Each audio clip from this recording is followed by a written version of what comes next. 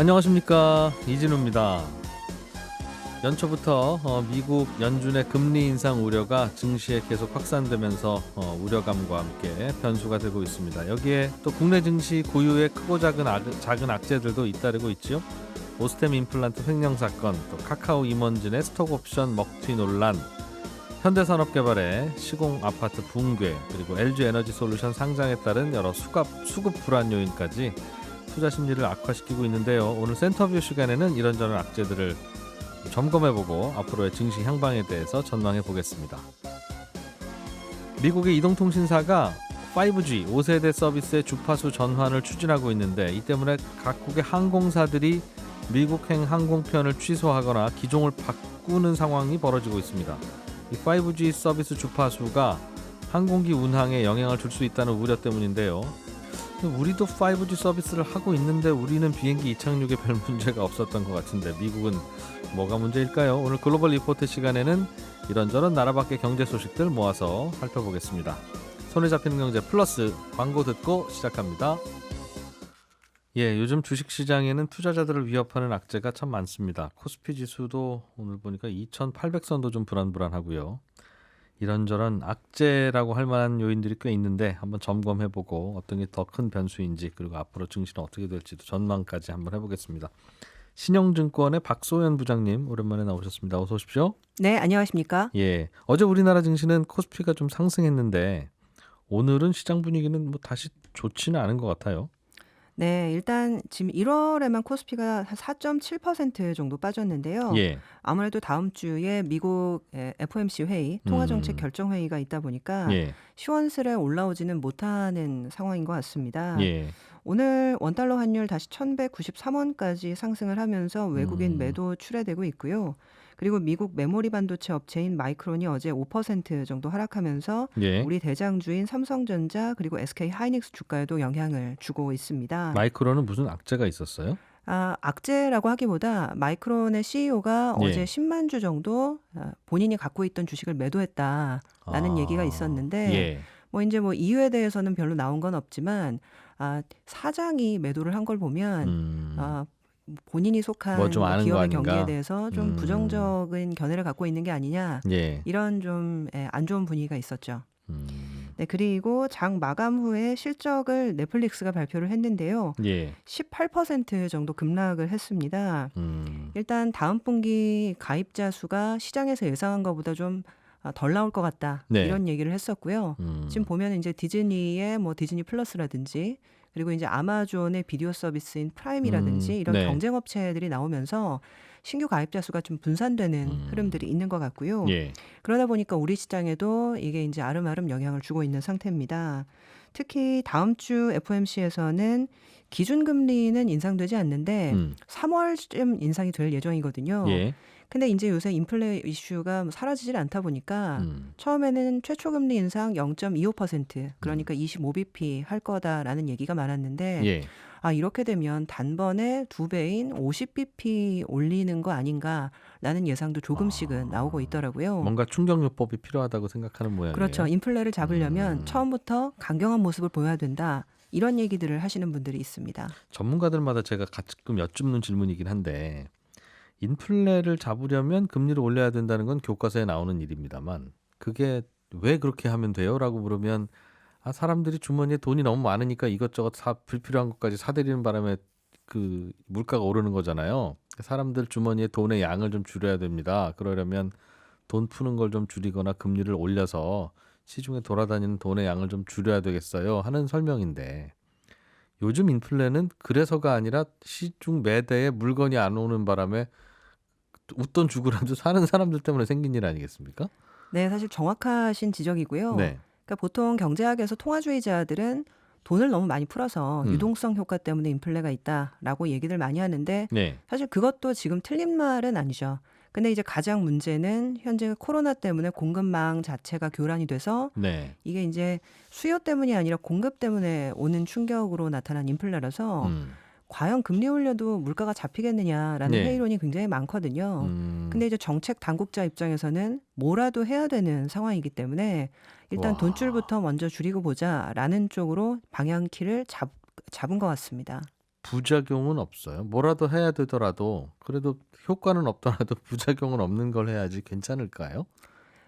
뭐 경기에 영향을 주지 않을 정도로 좀 음, 마일드한 긴축이면 조금 큰 정도만. 무리는 없을 텐데 지금 뭐 연준 인사들 얘기하는 걸 보면 네. 좀 센 긴축을 주장하는 사람들도 분명히 있긴 하거든요. 일부러 좀 강조해서 과장해서 말하는 것 같기도 하죠. 예, 그렇습니다. 어느 정도 이제 뭐 쇼잉의 효과를 누리는 것 같기도 하고요. 근데 이제 앞으로 면밀하게 지켜보셔야 될 이슈인 것 같습니다. 그러게요. 정책 방향이 어떻게 될지 모르니까 주식시장 그 자체를 불확실성으로 받아들이는 모양이에요. 네, 맞습니다. LG 에너지 솔루션 이제 다 동모조 청약 하시는 분들은 다 받으시긴 받으셨을 것 같은데 상장 후에 과연 2배 오르고 또 거기에 30%가 오르는 그런 일이 벌어질 거냐. 너무 시가총액이 커서 안 그럴 것 같다는 분들도 있고 이게 시가총액이 커서 모든 기관들이 다 담아야 되는 주식이 되는 바람에 물량 품귀가 생겨서 더 오를 겁니다. 이런 분도 계세요. 어떻게 봐야 되겠습니까? 네, 지금 뭐 LG 에너지 솔루션은 이제 국민주가 되어가는 느낌인데요. 예. 아시다시피 다음 주 목요일 상장 예정이고요. 기관들이 이제 팔지 않겠다라고 약속한 의무 보유 확약 물량이 77.4%라 네. 이게 진짜 역대 최고 수준입니다. 그러다 보니까 이제 유통 가능한 물량이 굉장히 적어서 네. 당장 팔 물량, 나올 물량 자체가 많지 않다라는 거는 지적하신 것처럼 맞는 얘기입니다. 예. 게다가 시가총액이 약 70조 정도 될 걸로 예상이 되는데 삼성전자가 현재 한 450조 정도 되고요. 하이닉스가 88조 정도니까 시총 3위가 단번에 되는 거죠.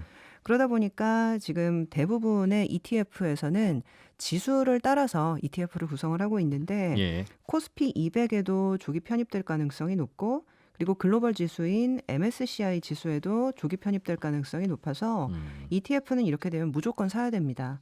그러다 보니까 아마 이 일단 출발 자체의 흐름은 나쁘지 않을 것으로 저희도 보고 있고요. 그게 나쁘지 않으면 따상이잖아요.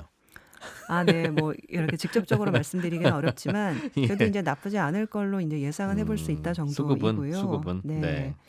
근데 뭐 수급적인 측면에서만 그렇게 말씀을 드리는 거고요. 근데 다만 중장기적인 흐름은 결국 업황이 결정을 할 것이기 때문에 네. 뭐 피어 그룹인 중국의 이제 CATL 같은 해외 사업자들의 동향을 앞으로 면밀하게 관찰해 주시는 게 좋을 것 같습니다. 그렇군요.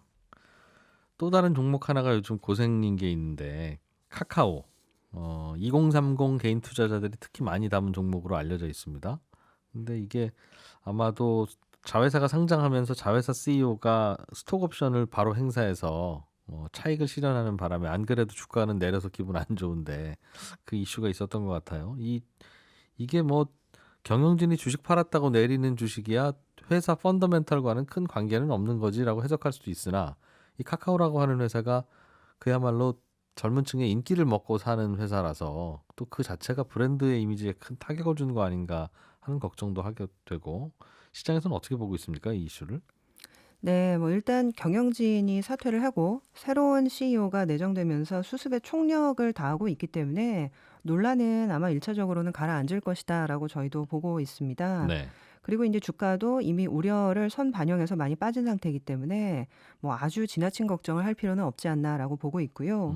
그런데 이제 지금까지 플랫폼 업체, 뭐 카카오뿐만이 아니라 대부분의 플랫폼 업체들이 주가가 좋았던 거는 자회사 상장을 통해서 자금을 조달을 많이 했고요. 네. 그리고 그 조달된 자금으로 공격적 확장을 통해서 시장 점유율을 확대할 수 있었기 때문이었는데 그래서 모 회사도 좋다 뭐 이런 논리였죠. 그렇죠. 예. 근데 현재 시장에서는 그러한 성장 공식 자체에 일시 제동이 걸린 거 아니냐라는 생각을 하고 있는 것 같습니다. 그러다 보니까 당분간은 새로운 성장 동력이 확인될 때까지 주가도 답보 상태에 머무르지 않을까라고 조심스럽게 생각을 해볼 수가 있을 것 같습니다. 이러한 성장 공식에 제동이 걸렸다는 게 구체적으로 어떤 의미예요? 방금 말씀드렸던 것처럼 결국 이제 자회사 상장이라든지 그리고 이제 그로 인한 자금 조달로 인한 확장이라든지 네. 지금 현재 이 모자 회사의 쪼개기 상장과 그리고 이로 인한 어떤 상장에 대해서 여러 가지 인제 법적으로 이슈가 많이 나오고 있잖아요. 부정적으로 보든가 법규에 규제가 생기든가. 그렇죠. 그래서 예. 지금 현재 "상장에 대한 규정을 바꾸자."라는 얘기도 많이 나오고 있고 그리고 인제 그래서 개인 투자자들에게 그 손해를 끼치지 않는 방향으로 개인 음. 주주들에게 뭐 이러한 어떤 변화가 생길 경우에 모종의 베니핏을 주는 음. 부분들도 추진을 하고 있는 상황이기 때문에 자회사 상장이 예전처럼 원활하거나 쉽지는 않을 것이다. 네 그럴 것 같습니다. 음. 듣고 보니까 예전에는 카카오와 같은 회사는 자회사들이 많았잖아요. 비상장 자회사들. 네 그런 맞습니다. 게 하나씩 하나씩 성과를 거두고 상장을 추진할 때마다 야, 이게 저렇게 비상장 회사로 있던 자회사가 상장하는구나. 그러면 가치가 높아지겠네라고 해서 모 회사도 같이 좋아졌는데 이번에 LG화학의 자회사인 LG에너지 솔루션이 상장하는 거잖아요. 네 맞습니다. 그러면 그 구조랑 다를 바가 없는데 이번에는 아니 자회사가 상장하면 모 회사는 뭐가 되는 거냐 이러면서 모 회사는 주가가 내리고 왜 어떤 기업에서는 자회사가 상장하는 게 도움이 되고 어떤 기업에서는 이게 악재로 작용하고 그게 막 그때그때 트렌드인 모양이에요. 근데 사실상 그 당시의 시장 상황 그리고 네. 인제 업황이 훨씬 더 중요한 것 같아요. 그러니까 이런 식으로 인제 자금을 조달을 해서 적극적으로 투자를 했는데 네. 그게 바로바로 실적의 성과가 꽂힐 수 있는 상황이냐. 사실 이 업황에 음. 따라서 그때 해석이 좀 달라지는 경향이 있는 것 같습니다. 네. 근데 인제 올해는 사실 인제 2차 전지 업체들이 음. 소재나 내지는 뭐 이게 장비 업체들 계속 인제 설비가 확장이 되니까 음. 상당히 이제 좋은 흐름들을 보였는데 실제 배터리 업체들은 이제 돈을 벌 수 있을 것인가에 대해서 여러 음. 가지 네. 의견들이 나왔던 상황이라서 아마 음. 고렇게 해석을 해 주시면 되지 않을까 생각이 됩니다. 그러니까 장 좋고 분위기 좋으면 그냥 다 좋은 거고 장도 안 좋고 분위기 안 좋으면 뭘 해도 시비거리가 되는 네 그런 부분이 그렇죠. 뭐 분명히 있는 것 앞서 같아요. 말씀을 드린 예. 것처럼 지금 이제 금리가 올라가는 상황이다 음. 보니까 네. 다들 마음이 불편한 거죠. 그럴게요. 바이오주들도 영향을 많이 받고 있는 것 같은데 악영향을 보니까 바이오주 개별적으로도 왜 하필 또 이런 때 액체가 쏠리나 할 만큼 어떤 회사는 직원 횡령도 벌어지고 또 어떤 회사는 분식회계 의혹도 있고요. 신라젠이라고 하는 대표적인 바이오 회사였던 곳은 결국 상장 폐지가 되고 전반적으로 업종 분위기가 좋지는 않겠죠. 이러면. 네. 뭐 업종 자체의 문제라고 하기보다 저희는 이 항상 회계연도가 마무리가 되고 사업 보고서가 공시되는 2월 전후 이때 항상 개별 주식 변동성이 커지는 경향이 있더라고요. 예. 아시다시피 사업 보고서와 회계법인의 감사 의견에 따라서 음. 증권거래소가 관리 종목을 지정을 하거나 예. 상장 폐지 여부를 심사하는 것이 보통 이제 2 월에서 3월 정도에 되기 네. 때문에 예. 제가 개별 회사들의 상황까지는 일일이 다 뭐 알 수도 없고 음. 제가 정확하게 뭐 정보가 있지는 않지만 통상 이 시기가 지나가면 변동성이 다시 가라앉는 경우가 굉장히 좀 많았습니다. 네. 그래서 일단은 당분간 2-3 월에 이런 이슈들로 개별 종목 변동성이 커질 가능성에 유의는 해야 되겠다. 하지만 음. 이후부터는 좀 차차 안정화되지 않을까라고 생각을 하고 있습니다. 네. 현대산업개발이 짓던 아파트가 무너졌어요. 이게 현대산업개발 자체의 회사에도 위기가 되고 있고 여러 면에서 건설 업종 자체에도 좀 뭔가 분위기 좋지 않은 영향을 주고 있습니까? 네. 뭐 굉장히 좀 안타깝고 슬픈 일인데요. 현재 이런 상황들이 다시 일어나지 않기 위해서 예방을 하기 위해서 뭘 해야 되냐. 음. 그래서 인제 현장 감독 강화 그리고 인제 안전에 대한 감시 감독 강화 그렇게 되면 인제 아파트 건설 공기가 지연될 거기 때문에 예. 결국에는 이제 '원가 부담이 크게 늘어날 수 아. 있다.'라는 생각을 업계에서는 많이 하시는 것 같습니다. 음. 게다가 다음 주부터 중대재해처벌법이 곧 시행이 될 예정이기 때문에 네. 건설사들에도 기존에도 부담이 있을 거라고 생각을 했는데 여기에서 인제 음. 더 커진다라고 생각을 하다 보니 애널리스트들이 통상 3월 대통령 선거 이후에는 주택 음. 공급 확대 같은 기대가 많았었기 때문에 예. '건설주가 좋아질 것이다.'라는 생각을 많이들 했었거든요. 네. 근데 인제 이러한 안 좋은 소식들이 좀 있는 상황이라 '당분간은 건설주 주가가 둔탁하게 움직일 수밖에 음. 없다.'라고 예상을 해볼 수가 있겠습니다. 예. 좋은 업종이 별로 없네요. 분위기도. 꼭 뭐 이것 때문이 아니라 이제 미국 주식도 안 좋고 전반적으로 위험 자산에서 손 떼는 분위기가 있어서 전반적으로 그렇긴 한데 꼭 이렇게 시장 분위기가 안 좋으면 개별 악재들도 왜 기다렸다는 듯이 이때 터지는지 모르겠어요. 번번이 그랬던 것 같아서. 결국 미국이 금리를 빨리 올리냐 천천히 올리냐가 굉장히 중요한 것 같아요. 어떨 것 근데 뭐 같습니까? 항상 이게 금리를 올린다고 해서 항상 주가가 빠졌던 건 아니거든요. 근데 올해는 공교롭게도 경기 선행 지수가 상승하는 구간이냐 하락하는 구간이냐 이게 굉장히 중요한데 네. 공교롭게도 하락하는 구간인데 금리를 올리고 있어서 시장에 더 부담을 주는 것 같습니다. 예전 같은 경우에는 경기 선행 지수가 하락하는 구간에는 금리를 같이 내려주거나 네. 그리고 통화 정책 속도를 조절해 주는 게 통상이었거든요. 쉽게 말하면 경기 좋을 때는 금리 올리고 경기 나쁠 때는 금리 내리는데 그렇죠. 이번에는 경기 나쁜데 금리 올린다는 거예요? 나쁘다기보다 음. 지금 이제 상승 속도가 둔화가 되고 있는 상황인데 예. 사실상 경기와 관계없이 인플레이션을 잡기 위해서 금리를 올리다 보니까 경기에는 좀 부담을 주게 되는 거죠. 네. 그래서 미국 같은 경우에는 공교롭게도 11월에 중간 선거가 있습니다. 그러다 보니까 물가 문제를 꼭 해결하고자 하는 욕구가 굉장히 크고요. 얼마 전에 연준 의장인 파월 이분께서 청문회에서 모종의 발언을 했었는데 예. 인플레이션이 가난한 사람들을 더 힘들게 만든다는 사실을 우리가 잘 알고 있다. 네. 그래서 인플레를 꼭 잡겠다. 이렇게 얘기를 했었는데 이 인플레이션이 기본적으로는 필수재의 가격을 끌어올리는 역진세의 성격을 갖고 있기 때문에 이 저소득층의 생활비 부담을 줄여준다라는 차원에서 시행되는 부분도 있는 거죠. 주로 생필품이 오르니까. 그렇죠. 그래서 미국 금리는 현재 예상대로라고 하면 3월, 6월, 9월, 12월 올해 4번이 올라갈 것 같고요. 네. 코로나 이후에 상당량의 국채를 매입을 했었는데 경기를 도와주기 위해서 예. 이에 대한 매각 논의까지도 조만간 시작하게 될 것이다라는 얘기가 있어서 네. 일단 연중 주의는 하셔야 될 것 같다 보고 있습니다. 생각보다 금리 많이 올릴 것 같다 이거죠. 네. 얼마나 물가 잡는데 얼마나 효과가 있을지는 모르지만 일단은 정치적인 문제니까. 그러고 보면 미국은 물가가 오르면 그게 대통령 책임이라고 생각하나 봅니다. 국민들이. 이게 나라마다 좀 다른 것 같은데 우리나라는 물가 오른다고 그게 대통령 책임이거나 정부가 일 잘못해서라고 하긴 좀 덜하잖아요. 반대로 이제 집값 같은 거는 대개는 대통령 책임이라고 생각하는 경우들이 오히려 더 많고 미국은 또 반대인 것 같고 그 부분은. 이게 공교롭게도 지금 바이든 대통령의 지지율이 지금 취임 초기에는 70%도 넘을 정도로 아주 좋았는데 네. 현재 30%까지 반토막 이상 났다라는 얘기가 상당히 많습니다. 예. 그러다 보니까 이제 왜 이렇게 많이 떨어졌냐 설문조사를 했는데 공교롭게도 지금 물가가 너무 많이 올라서 생활하기가 너무 힘들다고 답변을 한 사람이 많았대요. 그러다 보니까 이제 대통령 책임이다라는 식으로 이제 해석이 되고 있는 부분이 분명히 있고 예. 네, 어쨌거나 해결은 해야 되니까 움직이고 있는 거겠죠. 거기에서 중앙은행도 보조를 맞춰서 금리를 올리고 있는데 예전 같으면 금리를 올릴 분위기까지는 아니라는 거죠. 이 물가만 아니었다면. 그렇죠. 사실 경기에만 물가가 봐서는. 아니었다면 오미크론 변이도 여전히 확산되고 있는데 예. 이렇게까지 무리해서 금리를 올릴 필요는 없는 국면이긴 하죠. 실제로도 이렇게 많이 올릴 거로 봐요? 아니면 이러다가 금리 한두 번 올리면 주가는 더 나빠질 거고 분위기도 더 안 좋아질 거고 이러면 또 금리 올리는 속도가 좀 줄어들지 않을까 하는 뭐 시장에서는 희망 뭐 그런 것도 있습니까?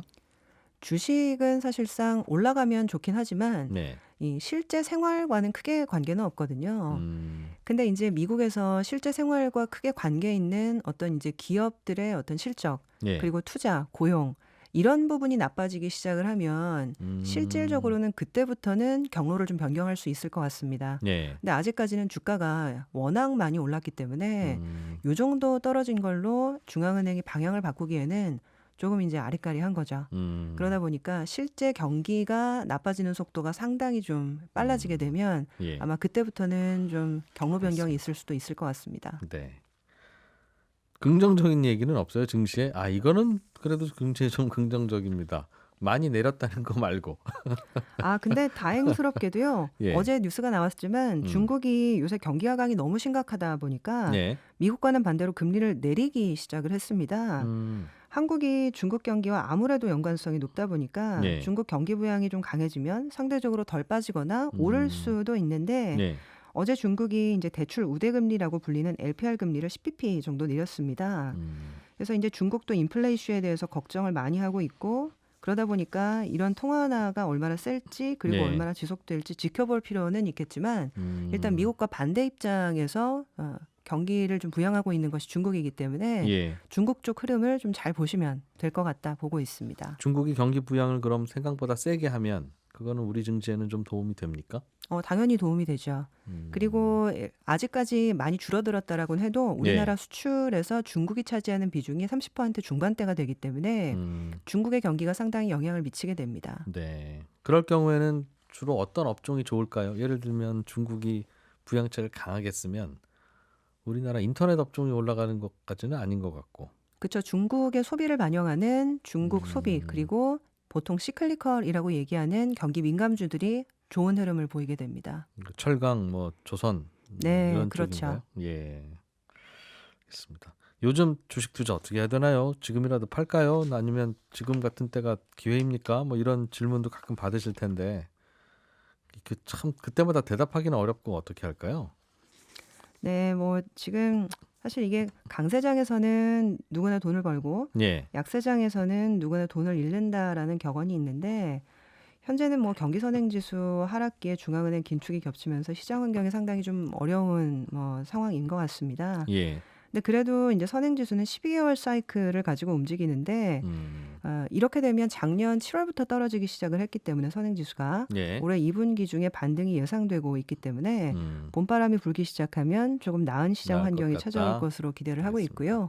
그래서 뭐 지금 당장은 상당히 어둡지만 점차 좋아질 수 있다라는 쪽으로 보고 있는 상황입니다. 주식시장 이런저런 변수들 많지만 또 그것 하나하나를 또 잘 해석을 해야 되겠죠. 청취자분 중에 한 분께서는 아마도 칠라젠 주주이신 모양인데 아직 상장 폐지 최종 결정이 난 건 아니다. 그렇게 문자를 보내주셨네요. 이것도 보니까 재판 결과처럼 1심, 2심, 3심이 있어서 또 1심에서는 상장 폐지 결정이 나더라도 또 2심에서 또 뒤바뀔 수도 있고 하는 절차가 있긴 있더군요. 네, 그렇습니다. 네. 현재까지는 상장 폐지가 결정된 건데 다른 일정들 뒤집힐 수 있는 일정들이 남아 있긴 합니다. 정정해드리죠. 신영증권의 박소연 부장이었습니다. 고맙습니다. 감사합니다. 네, 바쁘게 살다 보면 놓치기 쉬운 나라 밖 경제 소식들을 두루두루 살펴보는 글로벌 리포트 시간입니다. 오늘도 해담경정연구소 어예진 소장님 나오셨어요. 어서 오십시오. 안녕하세요. 우리나라는 5G 서비스를 하는데 미국은 아직 못 하나 봐요. 우리나라도 뭐 전면 서비스는 아니고 도대체 이게 5G 맞아?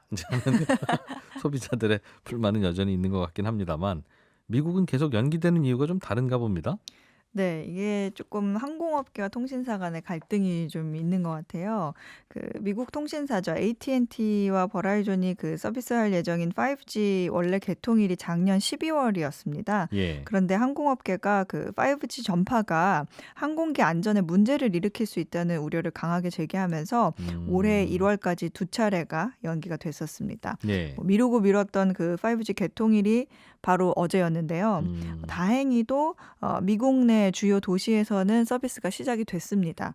그런데 공항 주변에서는 또다시 개통이 연기가 됐어요. 공항 주변에서는 5G 서비스를 쓰면 안 된다? 항공기가 뭔가 영향을 받는다는 건가 봐요? 네, 이 비행기에 있는 기능 중에 하나인 고도계 가 5G 전파 간의 혼선을 일으킬 수 있다라는 주장이 있어서인데 이 고도계라는 게 지면에서 비행기까지 높이를 측정하는 비행기 안에 탑재된 장치인데 비행기가 이제 이륙하면서 착륙할 때까지 계속 지면과 거리를 이렇게 찌릿찌릿하면서 잘 재야 되거든요. 근데 그 비행기가 공항 근처에 이 5G 송신탑 주변을 지날 때 이 주파수 대역이 비슷하니까 5G 전파가 이렇게 찌릿찌릿하는 거에 이렇게 섞여가지고 고도계 전파와 혼선을 일으키게 되면 고도계의 잘못된 수치가 표시가 된다거나 아니면 비행기가 뭐 작동을 멈춰서 좀 위험에 빠뜨릴 수 있다는 게 항공업계 주장입니다. 고도야 또 날씨가 맑으면 기장이 눈으로 봐도 살짝 감은 오는데 날씨 안 좋은 날은 이 고도계에 의존을 많이 해야 될 텐데. 그렇죠. 날씨가 좋지 않은 날에는 이착륙 능력에 문제가 생길 수 있다.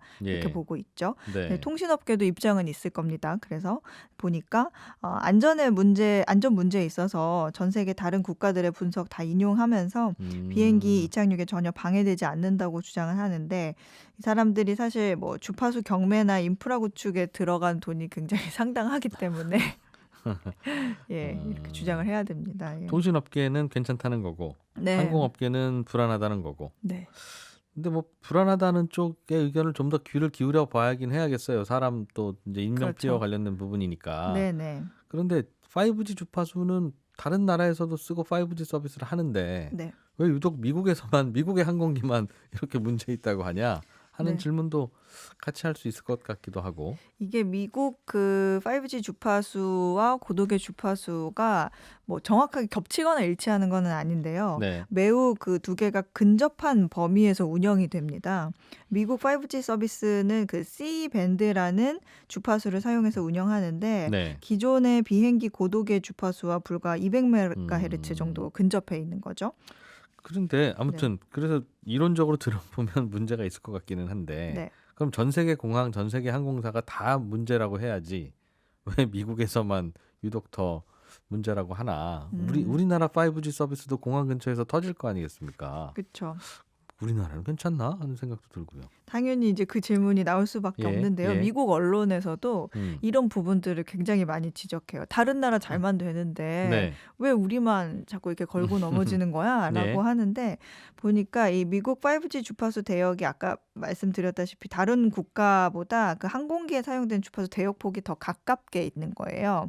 그러니까 쉽게 예를 들면 A, B, C, D 이렇게 순서를 놓고 봤을 때 네. 고도계 주파수가 D라고 D쪽에 있으면 예, 예. 미국 5G 주파수는 C에 있고 유럽과 우리나라 이제 5G 주파수는 A와 B에 있으니까 덜 멀리 D랑 아. 멀리 떨어져 있잖아요. 이웃이긴 이웃인데 바짝 붙어 있지는 않은데 네. 미국은 더 바짝 붙어 있다 주파수가. 네, 그래서 이제 혼선의 문제가 뭐 유럽이나 우리나라 같은 경우에는 보고된 바가 없는 거죠. 고도계를 좀 바꿔주면 안 됩니까? 비행기 안에 들어있는 곳.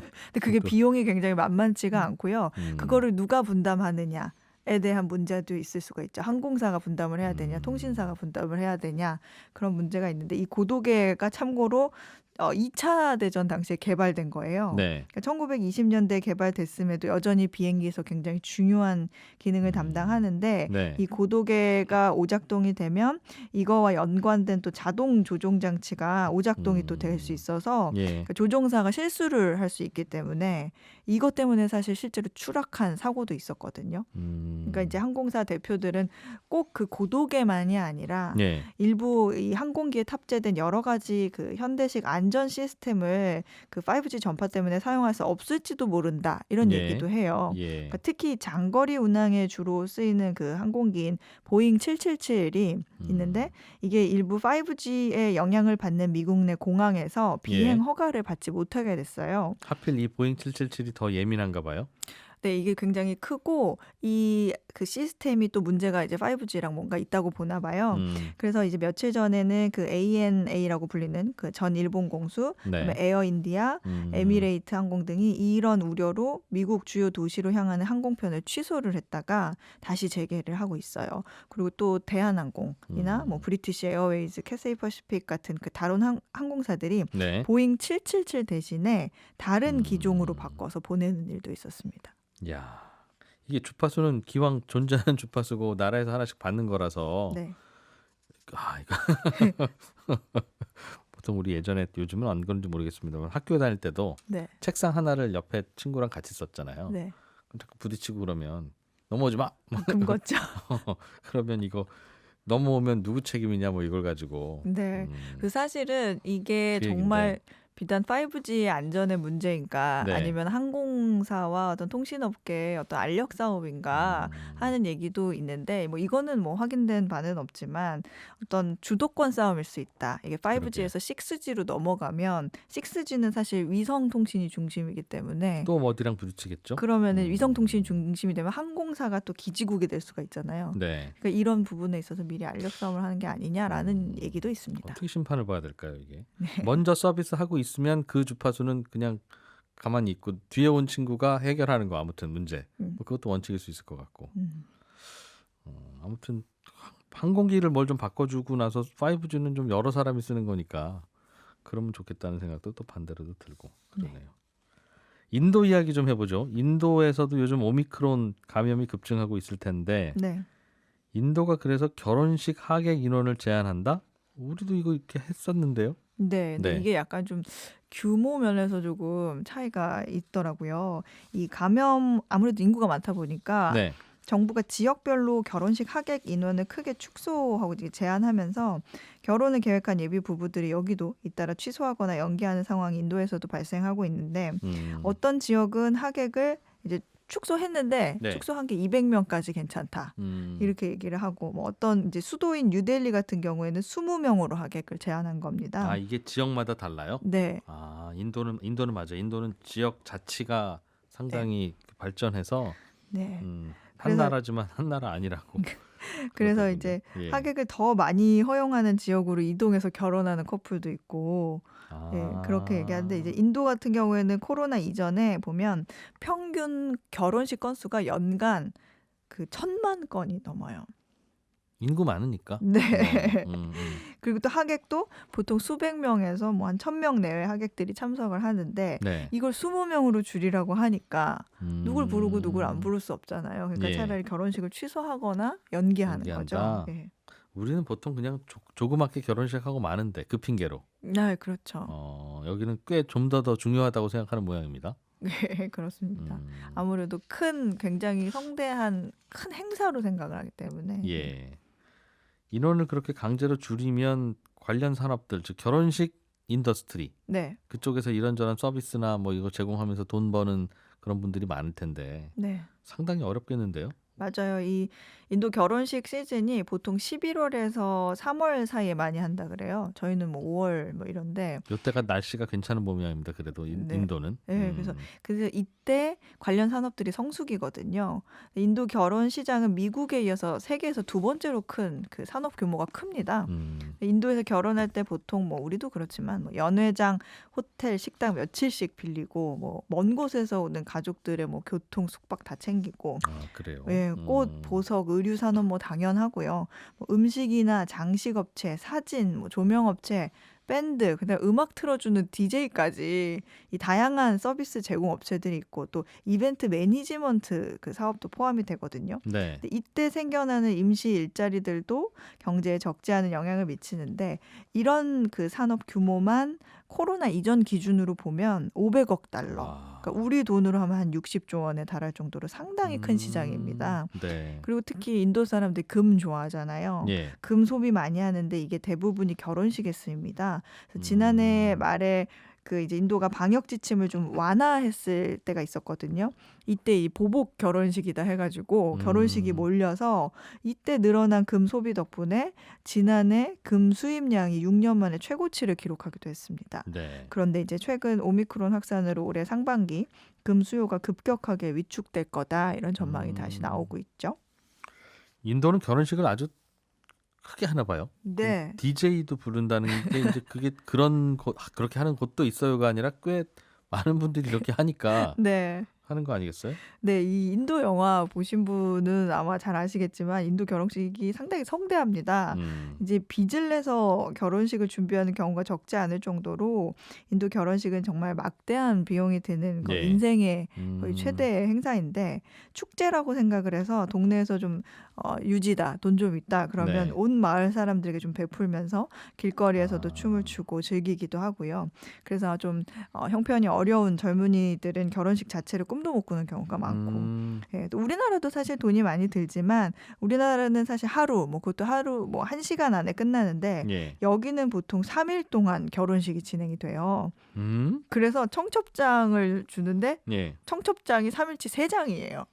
아, 그럼 둘째 날 와도 되는 손님도 있고. 그 3장의 그 각각 시간이 다르니까 뭐 되는 날 왔는데 예의상 3장 받았으면 3장 다 가는 게 얘긴 한데 예. 뭐 하루는 신랑 이벤트 하고 뭐 온 가족과 친구들이 모여서 밤새 춤추고 노래하고 무슨 박람회 초청장 비슷하게 1일차 세션 뭐 1, 세션 2. 2일차에는 뭐 이렇게 네. 그리고 뭐 하루는 신부 이벤트 하면서 뭐 점심 먹고 춤추고 예. 마지막 날이 이제 진짜 결혼식 그 세레모니 이제 본식을 하고 이제 또 춤추고 또 밤새 놀아요. 그러니까 계속 춤을 추는 거예요. 와. 그 뭐 갔다 오신 분이 갑자기 신부가 입장을 했는데 갑자기 어머니가 춤을 추기 시작하는 음악이 흘러나오면서 뭐 시누이와 동서 사돈 할 것 없이 네. 서로 함께 어울려서 춤을 추더라. 뭐 그런 얘기도 있고 그래서 인도 결혼식은 이 어지간한 체력과 정신력이 없으면 버티지 못한다. 야, 이런 얘기가 있을 정도이죠. 그런 네, 풍습이군요. 흥이 굉장히 많은 국민들입니다. 그래서 DJ가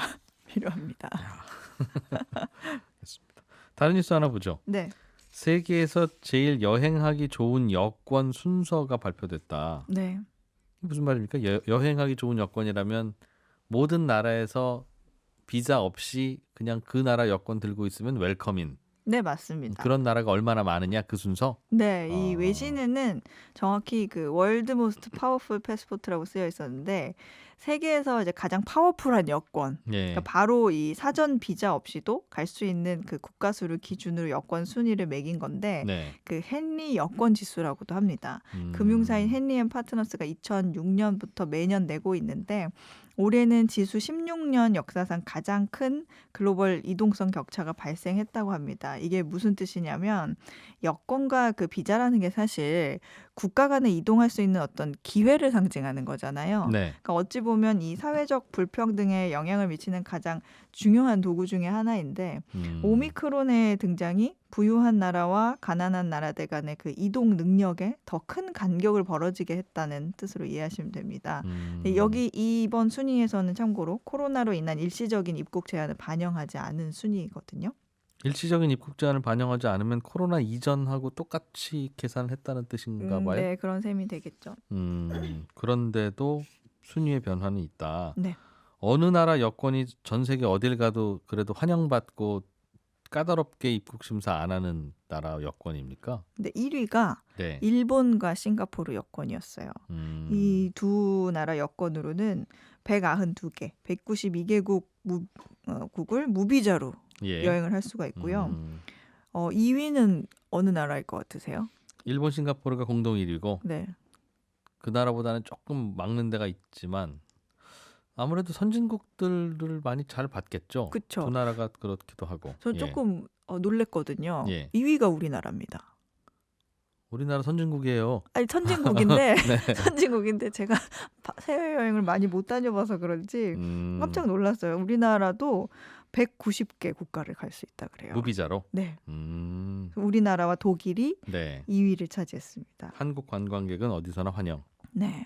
그리고 이제 지난해 이제 3위에서 한 계단 오른 거예요, 심지어. 네. 그리고 3위는 뭐 핀란드, 이탈리아, 룩셈부르크, 스페인, 4위는 프랑스, 네덜란드 등의 뒤를 이었는데 네. 이렇게 이제 파워풀한 여권도 있으면 190개 정도 웬만한 나라는 다 가는. 네. 우리가 되게 그래서 그렇지. 그럼 못 가는 나라들은 뭐 많이 못 가나? 뭐 싶기도 한데요. 있을 거 아니에요. 예. 최하위, 가장 최악의 여권도 있는데 예. 가장 갈 수 있는 나라가 적은 곳이 아프가니스탄.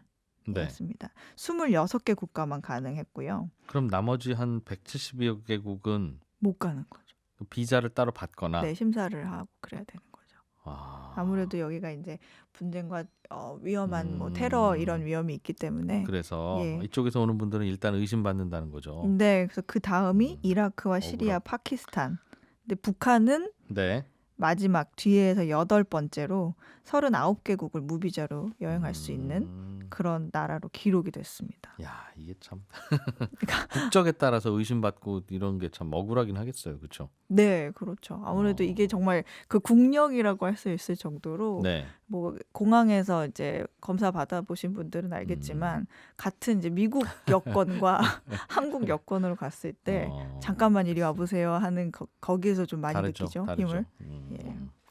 그래서 또 나중에 또 없어지기도 하고 못 들어오게 하기도 하고 할 테니까 이 상황에 따라서. 네. 그래서 해외 나가서 뭐 좀 미안한 일 하고 그러면 일본어나 중국어로 미안하다고 하라고. 농담도 하고 그랬죠. 예. 네. 해담경제연구소 어혜진 소장이었습니다. 고맙습니다. 감사합니다. 네, 손에 잡히는 경제 플러스 여기서 마무리하겠습니다. 손에 잡히는 경제가 방송 시간이 꾸준히 조금씩 늘어서 이제는 일요일 아침 7시 5분에도 방송을 해드립니다. 손에 잡히는 경제 주간 하이라이트 시간 마련되어 있으니까요. 7시 5분 아침 7시 5분에 뵙죠. 이진우였습니다. 고맙습니다.